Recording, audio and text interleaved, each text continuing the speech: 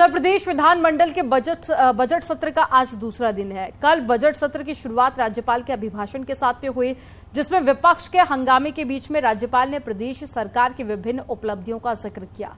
तो विपक्षी विधायकों ने राज्यपाल गो बैक के नारे भी लगाए और साथ ही कई मुद्दों पर सदन में गहमा गहमी देखी गई।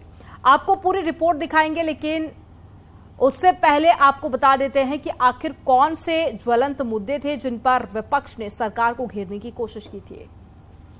कानपुर अग्निकांड पर सपा से लेकर कांग्रेस और बीएसपी के विधायकों ने हंगामा किया। जातीय जनगणना की मांग को लेकर अखिलेश यादव ने आवाज बुलंद की। महंगाई, बेरोजगारी के मुद्दे पर भी हंगामा हुआ। कानून व्यवस्था को लेकर सड़क से सदन तक संग्राम छिड़ा रहा। गन्ना मूल्य को लेकर भी समाजवादी पार्टी के विधायकों ने हंगामा किया।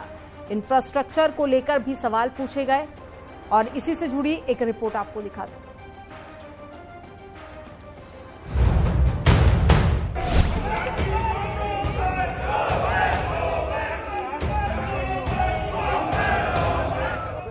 बेरोजगारी, महंगाई, कानपुर अग्निकांड और जातिगत जनगणना के मुद्दे पर सड़क से लेकर सदन तक जमकर हंगामा हुआ।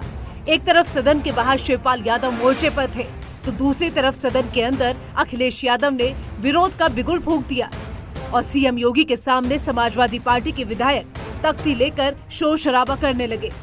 इतना ही नहीं, राज्यपाल के अभिभाषण को भी दरकिनार कर दिया।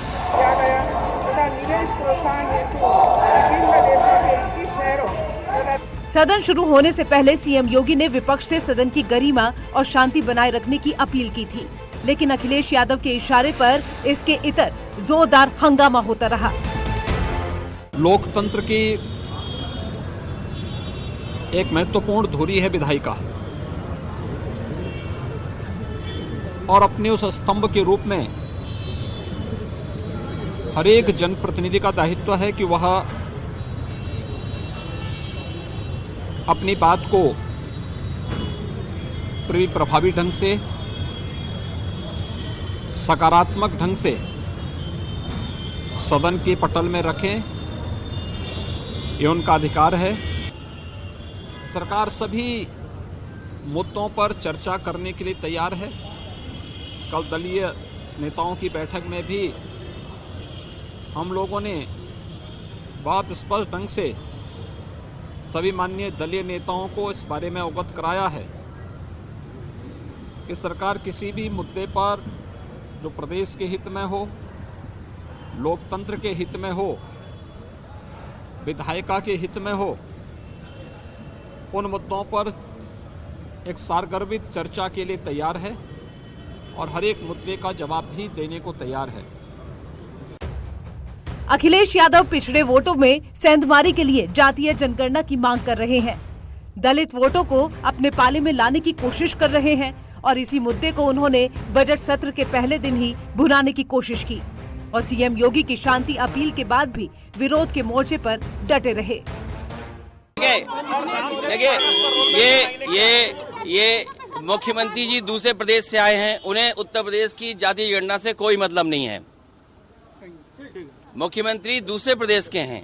उत्तर प्रदेश की जनता और देश की जनता जाति गणना चाहती है।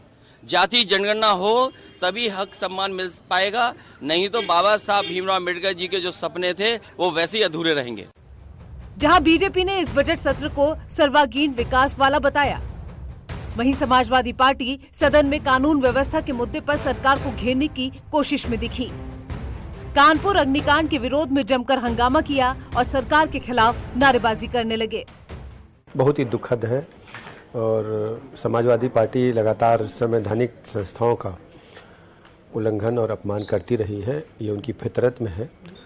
प्रदेश को समाजवादी पार्टी के शासनकाल में जिस ढंग से दंगाई, अपराधी, बदमाश, लुच्चे लफंगे पुष्पित पल्वित हो रहे थे, आज उनके आचरण से सिद्ध हो गया है। उत्तर प्रदेश जनता अभी भूली नहीं है और इनको कड़ा जवाब आने वाले चुनाव में मिलेगा। सदन के अंदर प्रदर्शन रहा है वह निंदनीय है, वह अशोभनीय है और उसमें भी श्री अखिलेश यादव जी भी हाथ में तख्ती लिए खड़े हुए थे। यह और भी निंदा करने योग्य विषय। मैं समाजवादी पार्टी के सदन में माननीय राज्यपाल जी के अभिभाषण के दौरान किए गए आचरण को केवल सरकार विरोधी नहीं, महामहिम राज्यपाल का विरोध करना, एक महिला का विरोध करना और महिला विरोधी चरित्र को उजागर करना है। इस बार के सत्र में बुधवार को बजट पेश हो सकता है, जिसमें युवाओं और महिलाओं पर खास फोकस होने के आसार हैं। सरकार इस बजट सत्र में कई योजनाओं के लिए युवाओं पर फोकस कर सकती है। सरकार बजट में युवाओं को निशुल्क टैबलेट, लैपटॉप का प्रावधान कर सकती है। इसके अलावा एमएसएमई उद्योगों के लिए युवाओं को ट्रेन करने पर भी जोर रहेगा। लेकिन विपक्ष के विधायक इसके इतर सदन में जातिगत जनगणना की मांग करने लगे हैं और सदन की कार्रवाई के बीच अखिलेश यादव के इशारे पर बैनर तख्ती लेकर विरोध प्रदर्शन करने लगे। खैर, 2024 लोकसभा चुनाव के लिए बीजेपी और सपा में फाइट है, इसीलिए विधानसभा में माहौल टाइट है। Bureau report, news 18।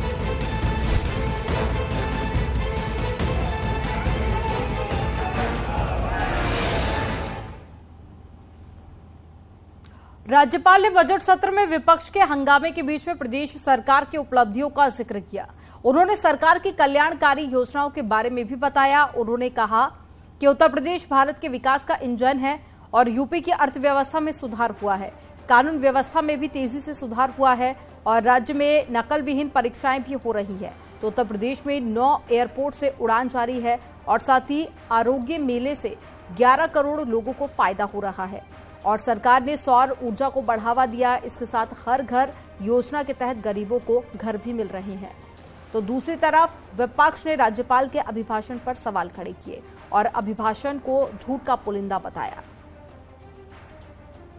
पूरी तरह से ये सरकार का लिखा हुआ अभिभाषण होता है और जब सरकार के कार्यों में खुद सरकार अपने कार्यों से संतुष्ट नहीं है और आपने देखा भी कि महामहिम राज्यपाल जी उससे बहुत सहमत नहीं थी, लेकिन क्योंकि ये एक परंपरा है भाई हर लैंग्वेज में कि वैसा हमारी सरकार ने ये किया, हमारी सरकार ने ये किया, तो निश्चित रूप से ये महामहिम जी का जो भाषण था, जो जितनी उन्होंने उसमें अपनी उपलब्धियां गिनाई हैं, मुझे लगता है कि वो धरातल पे कहीं कुछ दिख नहीं रहा। देखिए, राज्यपाल का जो अभिभाषण था वो सरकार द्वारा झूठ का पुलिंदा तैयार किया गया था।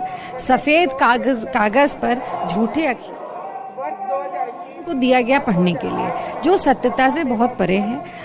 हम लोगों जो उसमें मूल मुद्दे प्रदेश के हैं, ना महंगाई पर कोई चीज़ है, ना ही उस पर, ना ही किसी भी तरह का रोजगार देने की सरकार की कोई उसमें योजना है। और जिस तरह से किसानों के मुद्दे हैं, महिलाओं की सुरक्षा है, जिस तरह की बड़ी घटना अभी कानपुर में हुई, विध्वंस घटना हुई, उस पर कोई स्पष्टीकरण नहीं सरकार का। भ्रष्टाचार जीरो टॉलरेंस की बात करने वाली सरकार, उन्हीं के मंत्रियों पर गंभीर आरोप लगे पर सरकार मौन है। रामचरितमानस विवाद के बीच में हिंदू राष्ट्र पर एकजुटता का संदेश दिया जा रहा है। एक तरफ तो धीरेन्द्र शास्त्री मोर्चे पर हैं, तो दूसरी तरफ संघ प्रमुख मोहन भागवत ने